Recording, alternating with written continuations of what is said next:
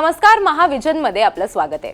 अनेक उपक्रम आणि घडामोडी मुंबईसह महाराष्ट्रात घडल्या आहेत। राज्यात पायाभूत सुविधांच्या निर्मिती प्रकल्पांवर सरकारचं विशेष लक्ष आहे। यासाठी मुख्यमंत्र्यांनी आढावा घेत सूचना केल्या आहेत। शिवाय धारावी पुनर्विकास प्रकल्पासंदर्भात देखील सरकार प्रयत्नशील आहे। यासह अन्य काही महत्त्वाच्या घडामोडींचा आढावा या बुलेटिनमध्ये घेऊयात। नमस्कार, मी देवयानी। महत्त्वाच्या घडामोडी तर आपण जाणून घेणार आहोतच, पण त्याआधी नजर टाकूयात हेडलाईन्सवर। पायाभूत सुविधांचे निर्मिती प्रकल्प वेगाने पूर्ण करण्याचे मुख्यमंत्र्यांनी आदेश दिले। वॉर रूम बैठकीत विविध प्रकल्पांचा आढावा घेतला। सिंगापूर हाँगकाँगच्या धर्तीवर धारावीचा पुनर्विकास करण्यात येणार। देशातील पहिला मल्टी मॉडेल ट्रान्सपोर्ट हब उभारला जाणार।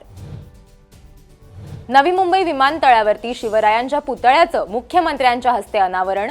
मिठ्ठी कॅफेला भेट दिली। दिव्यांग बांधवांच्या जिद्दीला सलाम। भगवान बिरसा मुंडांच्या विचारातून आदिवासी विकासाला नवी दिशा मिळाली। राज्यपाल, मुख्यमंत्री, उपमुख्यमंत्र्यांच्या उपस्थितीत बलिदान दिन साजरा। अल्पसंख्याक विभागातील रिक्त पदे तातडीने भरण्याचे उपमुख्यमंत्री सुनेत्रा पवारांनी निर्देश दिले। योजनांचा लाभ पोहोचवण्यासाठी प्रयत्न करण्याचंही आवाहन केलं।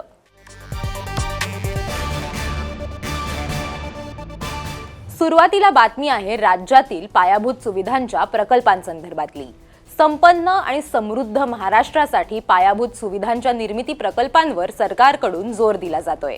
संबंधित यंत्रणांनी प्रकल्प पूर्ण करण्यासाठी येणाऱ्या अडचणी दूर करत निश्चित कालावधीत प्रकल्प पूर्ण झाला पाहिजे याकडे लक्ष द्यावं, असे आदेश मुख्यमंत्री देवेंद्र फडणवीसांनी दिलेत। पायाभूत सुविधा मुख्यमंत्री वॉर रूम बैठक नुकतीच पार पडली। यामध्ये मुख्यमंत्र्यांनी प्रकल्पांचा आढावा घेतला। कुठल्याही परिस्थितीत प्रकल्पाच्या पूर्णत्वामध्ये होणारा विलंब खपवून घेतला जाणार नाही, असं मुख्यमंत्र्यांनी यावेळी सांगितलंय। पायाभूत सुविधा निर्मिती प्रकल्पांच्या पूर्णत्वासाठी इंधनाचा पुरवठा सुरळीत राहण्याबाबत दक्षता घ्यावी, अशा सूचना देखील मुख्यमंत्र्यांनी अधिकाऱ्यांना दिल्या आहेत। मुंबईसह महाराष्ट्रातील महत्त्वाच्या प्रकल्पांच्या कामाचा आढावा यावेळी घेण्यात आला। आता बातमी आहे धारावी पुनर्विकास प्रकल्पासंदर्भातली। सिंगापूर आणि हाँगकाँगमधील आधुनिक गृहनिर्माण प्रकल्पांच्या धर्तीवरती धारावीचा पुनर्विकास करावा, असं मुख्यमंत्री देवेंद्र फडणवीसांनी सांगितलंय। शिवाय हा प्रकल्प राबवताना धारावीतील नागरिक, त्यांची उपजीविका आणि स्थानिक वैशिष्ट्य यांना केंद्रस्थानी ठेवण्यात यावं। महत्त्वाचं म्हणजे ठरलेल्या कालावधीतच प्रकल्प पूर्ण करण्याचे नियोजन करावे, असे स्पष्ट निर्देश मुख्यमंत्री देवेंद्र फडणवीसांनी दिलेत।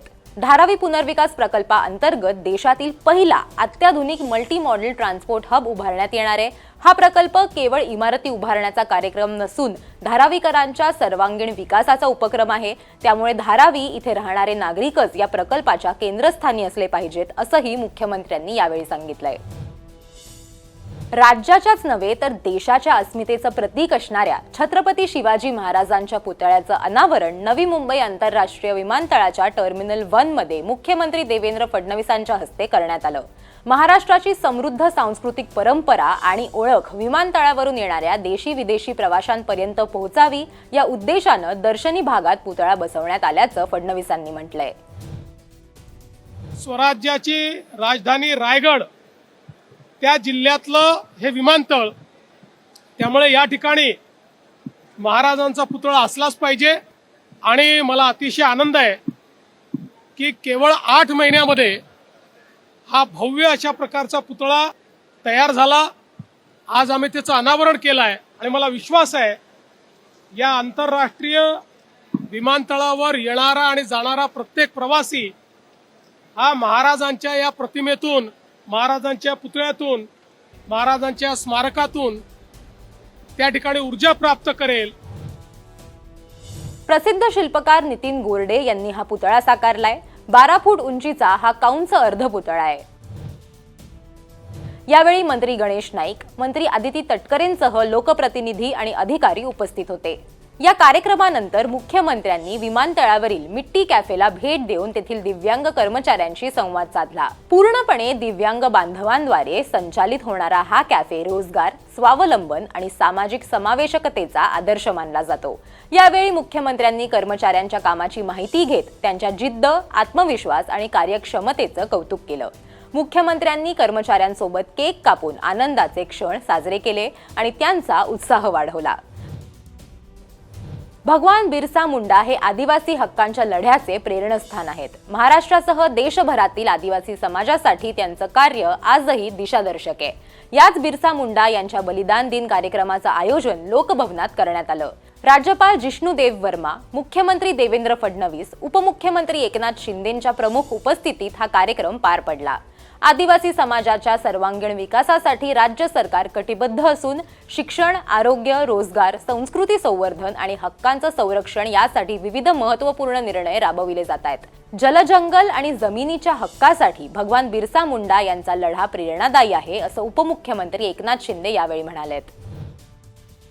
आदिवासी विकास, शिक्षण, आरोग्य आणि सांस्कृतिक जतनाच्या दिशेने महाराष्ट्राला निश्चितच नवी गती मिळेल याचा विश्वास आम्हाला आहे. महाराष्ट्रात देखील आदिवासींसाठी काही कमी पडू न देण्याचा प्रयत्न आपलं सरकार करतंय आणि म्हणूनच आदिवासींना हक्क मिळवून देण्यासाठी जुन्या कायद्यांमध्ये बदल देखील आपण केलेले आहेत आणि म्हणूनच या ठिकाणी मी पुन्हा एकदा त्यांचं विनम्र अभिवादन या ठिकाणी करतो. आदिवासी मुलं आपली हुशार आहेत आणि त्यांना मेन प्रवाहात आणण्याचं काम आपलं सरकार करतंय आणि म्हणून आदिवासी मुलगा मुलगी शिक्षणापासून वंचित राहू नये यासाठी आपण प्रयत्न करतोय.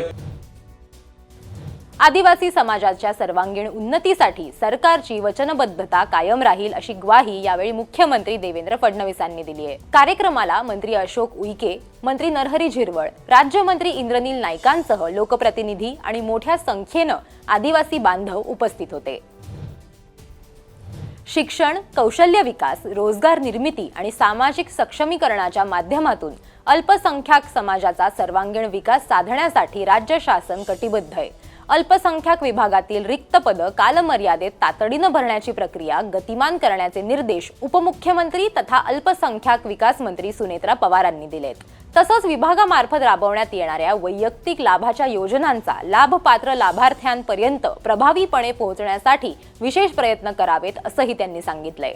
उपमुख्यमंत्री सुनेत्रा पवारांच्या अध्यक्षतेखाली नुकतीच एक बैठक आयोजित करण्यात आली होती. अल्पसंख्याक समाजातील विद्यार्थ्यांना दर्जेदार शिक्षणाच्या संधी उपलब्ध करून देणं, विशेषतः मुलींसाठी उच्च व तांत्रिक शिक्षणाच्या सुविधा निर्माण करणं ही काळाची गरज असल्याचं त्यांनी यावेळी म्हटलंय.